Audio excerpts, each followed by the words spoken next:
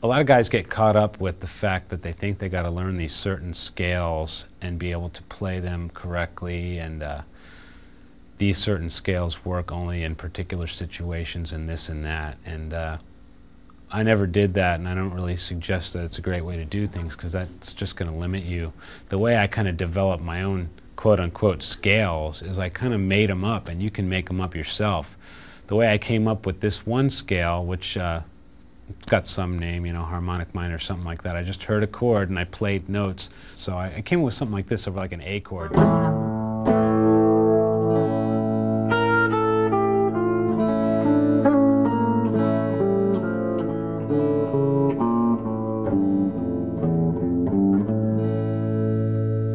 I kind of just took one note at a time and said, wow, this note sounds cool here. I tried it like this.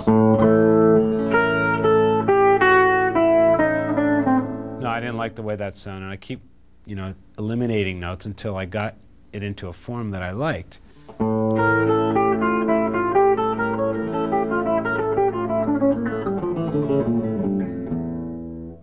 Okay, building on these patterns that you're going to be practicing, you can use them, you know, in your scale positions that you've made up, or you can use them in any kind of positions and cram them together in a way that's going to make you sound like you're playing a long flowing run, when actually you know that this long flowing run is like a combination of a bunch of patterns stuck together.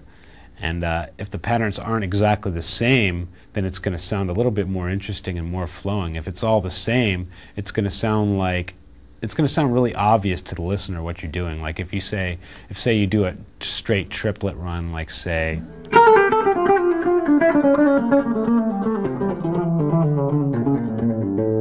it just sounds diddle diddle diddle diddle straight down. So that's cool if that's the desired effect. But what you can do is take a bunch of patterns and stick them together and go from one place to the other. You know, we started here and wound up there. So let's find another way to go down there. Let's play a whole bunch of different patterns on the strings. Slowly, something like.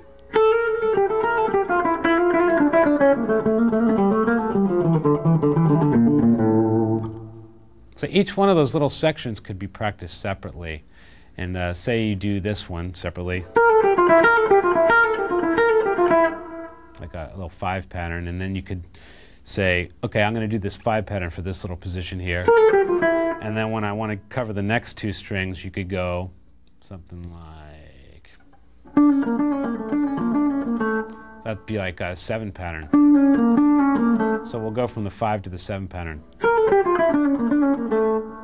So going down, it would sound like this. Let's find another cool way to get the rest of the way down the scale. So we've done this.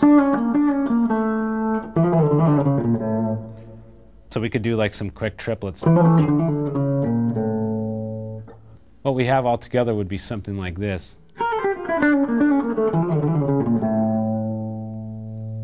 So it's a little bit more interesting to break it up sometimes, you know, than to just do a scale pattern all the way down. You want to be able to have the option to do both, though. So the first option was practice the long form thing, a big long scale exercise.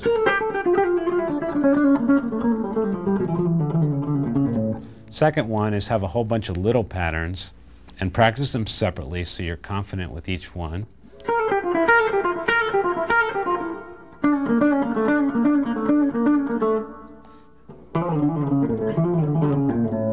And you can like break it up in a way where you don't have to do just one of each. You can do 1 and 1, 2 of the other, 3 of one, this and that.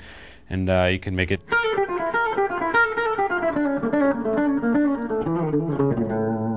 to get from one place to the other. So that's a little bit more interesting. And that's kind of how long runs are. I mean, whether they're consciously thought up or not, the long runs are made up of little patterns, which each one should be practiced separately so you're in more of control. That's so